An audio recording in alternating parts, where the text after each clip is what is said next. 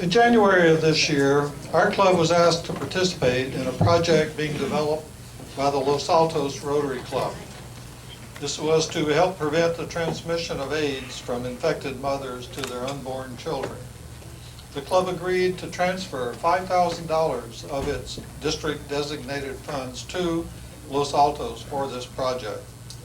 This project has gone forward, and today Rich Casey, who's president of the Los Altos Rotary AIDS Project, is here to tell us about it. Rich.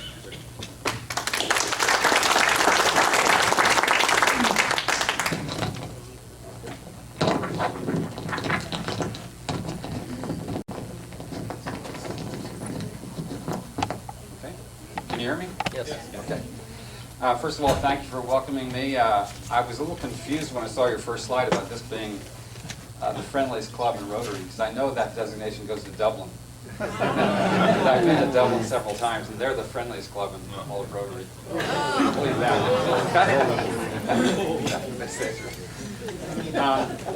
I want to give you a little background before I get into the actual Child AIDS Prevention Project. I want to give you a little bit of background on the Los Altos Rotary AIDS Project, which is our 501c3 that actually runs this whole thing. Does anyone know Dude Angus? Anybody? Okay, so there are a few of you around. Dude was our president back in 1989 at the Los Altos Rotary Club. And his very first meeting, his very first day as president of the club, he had to get up in front of the membership and say, I have something I need your help on, very seriously. My son has AIDS, and he's dying. And I think there is really something Rotary should be doing to educate Americans about AIDS and how you get it, and also to try and reduce the stigma associated with it. Because you remember, if you can think back to '89, it wasn't a nice time to have AIDS. Remember, we used to say, people would say, well, it serves them right, a bunch of gay people, let them all die. I don't know if you remember that, but those were the things which were said by a lot of people. And there's actually half of the club said, no, Rotary should not be involved in AIDS. It's a gay thing, it's their fault, they deserve whatever comes to them. Well, about 3 months later, about half the club kind of stood up and said, no, we should do something. We should help out Dude and his family and educate other Americans and other Rotarians. Well, about 3 months later, another one of the members of the club, who was about 65, and he was one of the senior members of Los Altos Society, a guy named Walter Singer, he ran the local stationery store. He got up and he says, I have AIDS. And people were stunned. They said, well, that's not possible. AIDS is a gay disease. And he got it through a transfusion at Stanford. Undergoing heart surgery, he'd get tainted blood before we were testing all the blood supply. So then everybody said, oh, Jesus, this obviously can affect everybody. And so with that, the Los Altos Rotary AIDS Project was started. And very shortly thereafter, we were lucky enough to find a producer in Hollywood who came up and for free actually did a documentary of Dude and his family and Walter and his family and what happened over the course of about 3 months. Sadly, Steve Angus died during the filming of the documentary. But it was distributed to all the Rotary clubs in the world, all 34,000. And it won the Peabody Award for the Best Documentary of the Year in 1990. So it became very famous. And it's done an awful lot of good to spread the word about how you get AIDS, how you can prevent yourself from getting AIDS, and also, most importantly, trying to reduce the stigma associated with someone who has AIDS. It's just a disease like any other, like diabetes or whatever. So that was about 23 years ago. And about 4 years ago, I joined the club. And I've been involved with Save the Children for a long time as chair of their HIV/AIDS Leadership Council.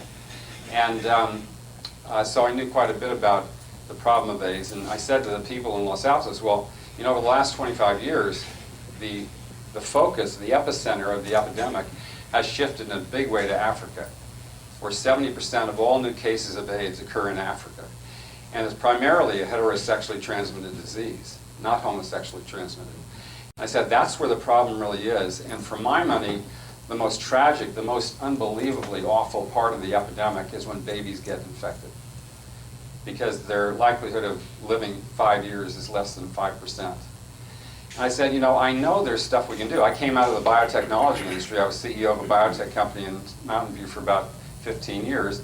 I knew the drugs were available. And recently they've become very cheap through an organization called the Global Fund, which buys all the drugs for the developing nations. So I said, why don't we focus on child AIDS prevention as our next goal in the Los Altos Rotary AIDS Project.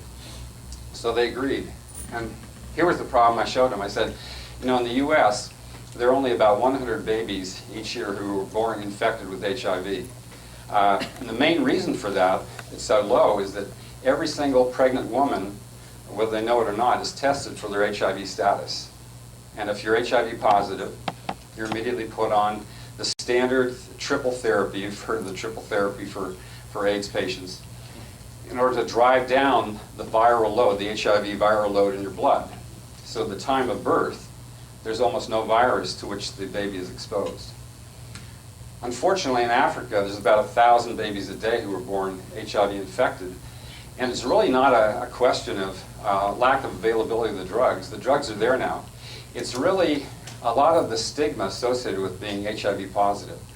And where a lot of the Rotary money is going to go is to education, counseling, and testing of the women, the pregnant women. Because if you can imagine yourself in an African society, let's say you were pregnant, you went and you were tested, and you were HIV positive. What do you say to your husband there? What do you say? Have you been fooling around? Or has he been fooling around? And you can see it's a situation, it's a very volatile situation, prone to a lot of violence. And many times the woman is kicked out in the street and said, go away from our family. And so we have a big effort to not only educate women on how to prevent getting infected in the first place, but also get tested. It's absolutely the most important thing we work on, is encouraging them to be tested and then teaching them how to deal with their husband. Because that's, the husbands, the men, I hate to say it, are a big problem in this whole epidemic. Many men will not be tested for their HIV status, even though they know they might be positive. They won't be tested. And so it really falls on the women, as it often does, to do something about this epidemic. So this is the Rotary approach. This is, most of the money we raise goes to the first three items there: education, counseling, and HIV testing. The drug therapy is available mainly through two sources. One is the Global Fund for HIV, TB, and malaria, where many countries contribute, including the U.S., contribute a lot of money to buy all of the drugs necessary to treat all these people. So drug availability and cost is not an issue anymore. But we focus on education, counseling, and testing. That's really the heart of solving this problem. We also do use some Rotary money to buy backup supplies of these antiretroviral drugs. Because in Africa, as in many other developing areas, you can have a big warehouse in the capital city full of drugs, but they just don't get out to the clinics at the time the woman shows up and is determined to be positive. So we always want to provide a backup supply at every one of the clinics we work in, just in case. But this is the cost of it. It's unbelievably cheap. It's $20 per birth. You could eliminate 98–99% of all these infections. And most of the costs actually it's in the antiretrovirals at the end of that. $15 is the cost of treating a woman for about 3 to 4 months before she delivers. Again, with 3 antiretroviral drugs to try and suppress that virus in her blood. Then at the time of birth, she's given one drug called nevirapine, which is an amazing drug. One pill, and the baby is given a little squirt of nevirapine in his mouth right after being born.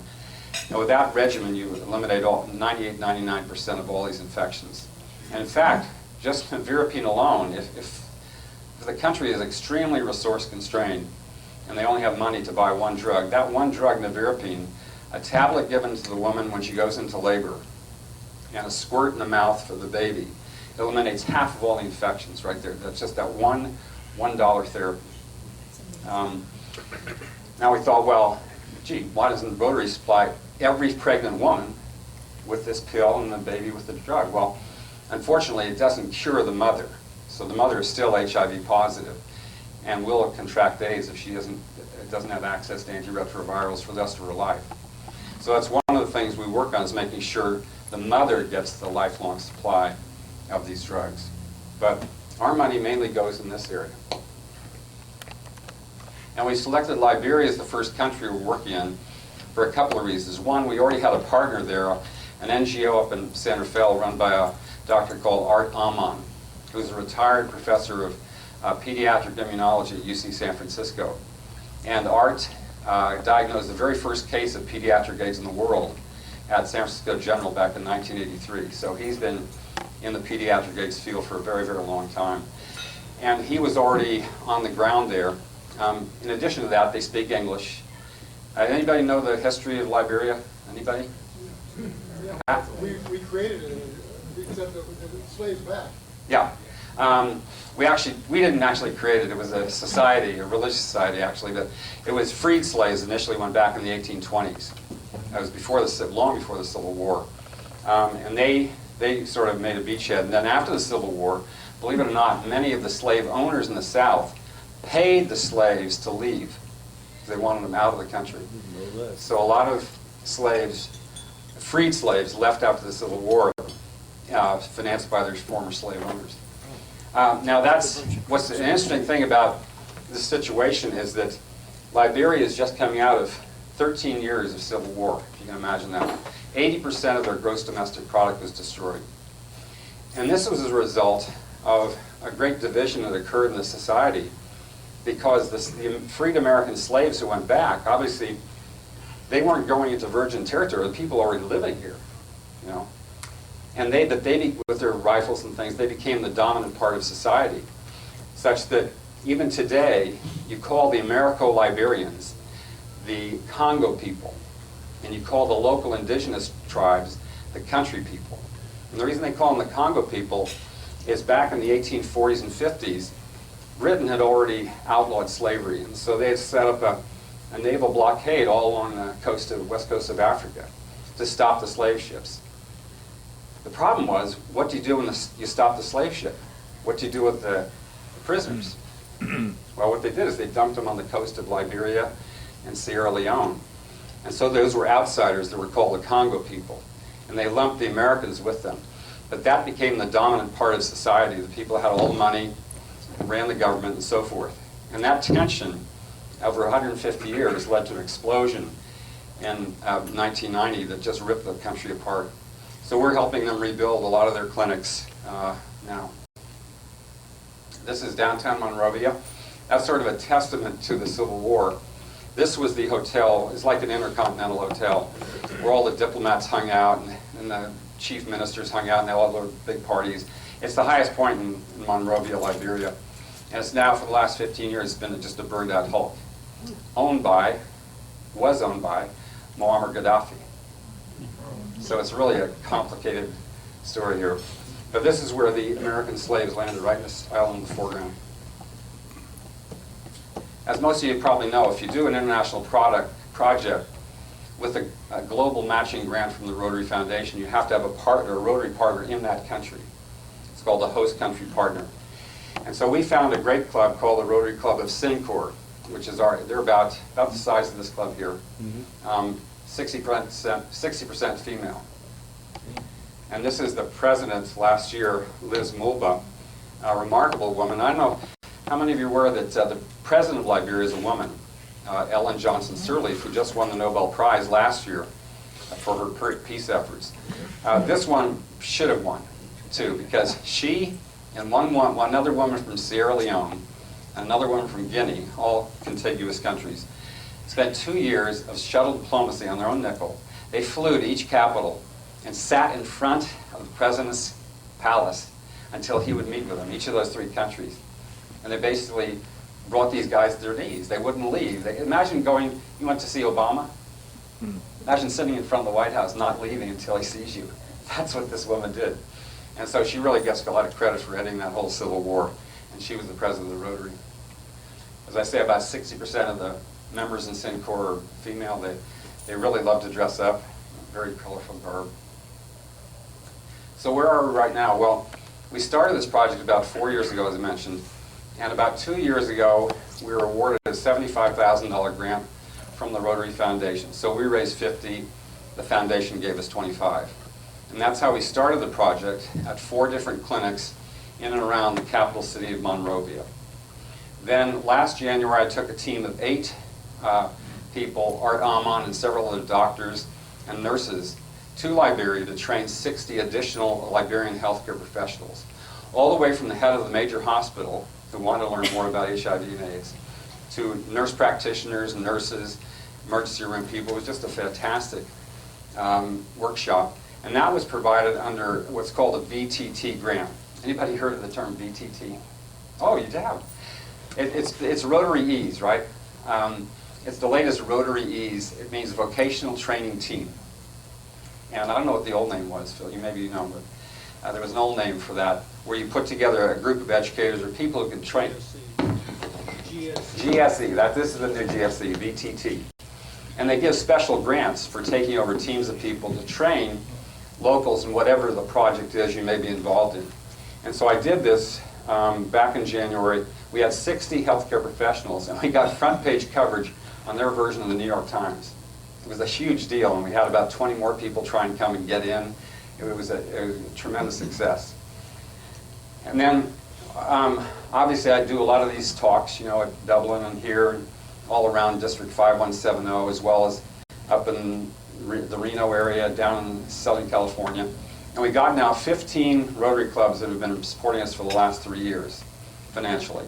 But their goal is to have 50 by the end of next year. Now let me show you a little brief clip I did while I was in Liberia the first time that gives you an idea of what we actually do. Let's see, where's that little cursor? You can see it here. Okay. Is that too loud?